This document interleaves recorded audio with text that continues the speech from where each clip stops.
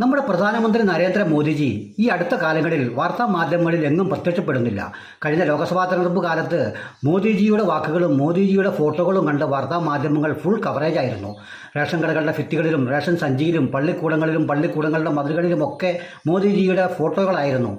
ഞാൻ guarantee, മോദിജിയുടെ guarantee എന്ന് പറഞ്ഞ് നമ്മുടെ മലയാളികളെയും മുഴുവൻ മനുഷ്യരെയും ഇക്കിളിപ്പെടുത്തിയിരുന്നു.